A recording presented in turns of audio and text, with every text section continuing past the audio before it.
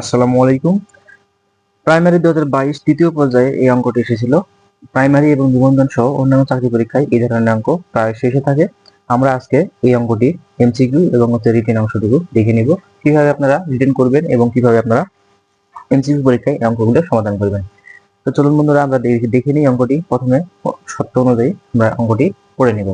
একটি ঘরের দৈর্ঘ্য প্রস্থের 3 গুণ, প্রতি বর্গমিটার 9.50 টাকা দরে ঘরটির মেঝে কার্পেট দিয়ে ঢাকতে মোট 1824 টাকা ব্যয় হয়। ঘরটির দৈর্ঘ্য কত? তাহলে আমরা এই অঙ্কটি পড়ে নিলাম। পড়ার পরে আমরা দেখলাম যে বলেছে কি, ঘরের দৈর্ঘ্য প্রস্থের 3 গুণ এবং প্রতি বর্গমিটারে 9.50 টাকা দরে ঘরটির মেঝে কার্পেট দিয়ে ঢাকতে খরচ হয়।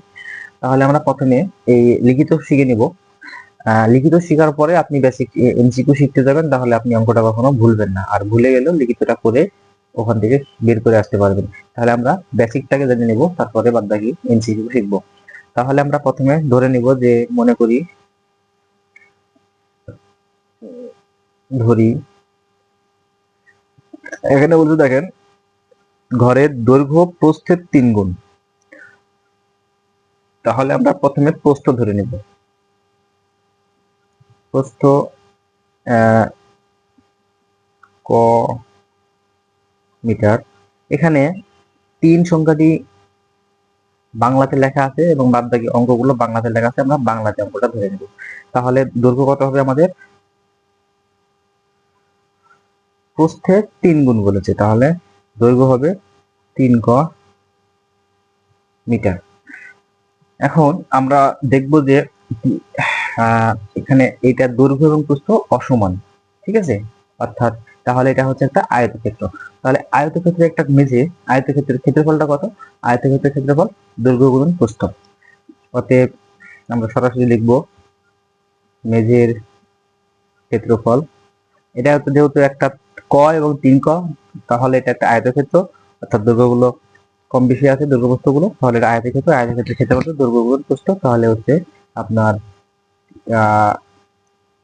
ক গুণন 3 ক বর্গ মিটার, বর্গমিটার, 3 ক বর্গমিটার, ঠিক আছে? এখন আমরা এটা করি, 3 ক স্কয়ার বর্গ মিটার। এরপরে আমরা করব কি, এখানে আমাদের বলেছে প্রতি বর্গমিটারে খরচ হচ্ছে কত? 9.50 টাকা। তাহলে টোটাল খরচটা আমরা এখানে, আর মোট খরচ হয়েছে 1824 টাকা। তাহলে আমরা সত্যমতে ফেলাবো। সত্যমতে আমাদের আয়তনটা হচ্ছে 3 ক স্কয়ার। আমাদের প্রতি বর্গমিটারে খরচ হয় হচ্ছে 9.50। টোটাল খরচ হয় আমাদের 1824 টাকা। এটা খুব ইম্পর্টেন্ট, খুব ভালোভাবে বুঝতে হবে। আমাদের প্রতি বর্গমিটারে খরচ হয় 9.50, এটা মাথায় রেখে তাহলে আমাদের ক্ষেত্রফল যেটা বের হয়েছে 3 ক স্কয়ার, এটাকে গুণ করে দিতে হবে। গুণ করে আমাদের এখানে বলছে মোট খরচ হলো 1824 টাকা, দৈর্ঘ্য কত। তাহলে আমরা এটা পরবর্তী ইকুয়েশনে চলে যাব। আমরা এখানে ক স্কয়ার আলাদা করে রাখবো এবং হচ্ছে 1824, একে আমরা ভাগ করব। প্রথমে এটা গুণ অবস্থায় আছে, এটা প্রত্যেকের সাথে গুণ অবস্থায় আছে, তাহলে 3 এবং 9.50। এটা যদি আমরা কাটাকাটি করি তাহলে আমাদের আসবে 64। এখানে হচ্ছে আপনার আসবে 3 দিয়ে 18 কে ভাগ করলে হচ্ছে 6, এখানে 68, 9.50 ভাগ করলে এখানে আমাদের আসবে 64, 608, এখানে আসবে 608 আর এখানে আসবে 64। তাহলে হচ্ছে আমাদের ক্যালকুলেটর হিসাব করলে আসবে, বা গুণ করবেন আপনারা, 64 পাবেন। 608 কে 9.50 দ্বারা ভাগ করলে, ঠিক আছে? তাহলে এখানে ক স্কয়ার সমান সমান 64, বা ক সমান সমান, দেখেন এই 64 হলো বর্গমূল হলো 8, তাহলে আমরা সরাসরি উভয় পক্ষে বর্গমূল করে 8 পেয়ে গেলাম। এখন আমাদের বলছে দৈর্ঘ্য কত? দৈর্ঘ্য আমাদের কত ছিল? 3 ক। দৈর্ঘ্য ছিল কত? 3 ক। 3 গুণন 8 সমান সমান 24 মিটার। 24 মিটার আমরা পেয়ে গেলাম কত? 24 মিটার। তাহলে বন্ধুরা এই অঙ্কটি আরেকবার দেখুন। এখানে প্রথমে বলছে কি, ঘরের দৈর্ঘ্য প্রস্থের 3 গুণ। তাহলে আমরা ধরেছি কি, প্রথমে প্রস্থ ধরেছি।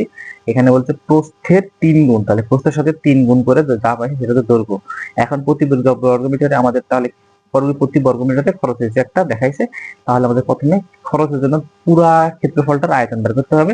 তাহলে সেটা হলো, এটা হচ্ছে একটা আয়তক্ষেত্র ক মিটার এবং হচ্ছে 3 ক মিটার, ঠিক আছে। এটা একটা আয়তক্ষেত্রের ক্ষেত্রফল হচ্ছে দৈর্ঘ্য গুণন প্রস্থ বর্গ একক। তাহলে এখানে ক আমরা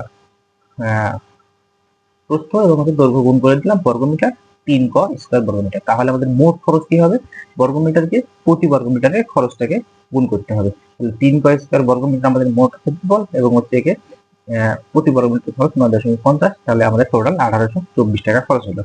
তাহলে আমরা ইকুয়েশন করে পেলাম এখানে ক সমান সমান 8 এবং হচ্ছে দৈর্ঘ্য হলো কত, 3 ক 3 ক 3 8 24 বর্গ মিটার।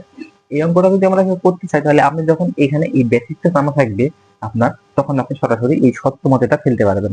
সত্যমতটা ফেলতে পারলে আপনি এখান থেকে করে ফেলতে পারবেন। আপনি যখনই বেসিকটা জানবেন, আপনি যখনই একটা অঙ্কের বেসিক বুঝতে পারবেন, তখনই আপনি এখানে সত্যমতে ফেলতে পারবেন। আর সত্যমতে ফেলতে পারলে আপনার এই অঙ্কটা খুব সহজে হয়ে যাবে। আবার আপনারা যদি অপশন টেস্ট করতে চান, তাহলে বন্ধুরা এখানে অপশন টেস্ট করার সুযোগ থাকে। যে অপশন টেস্ট করার সুযোগ থাকে, অপশন টেস্ট করার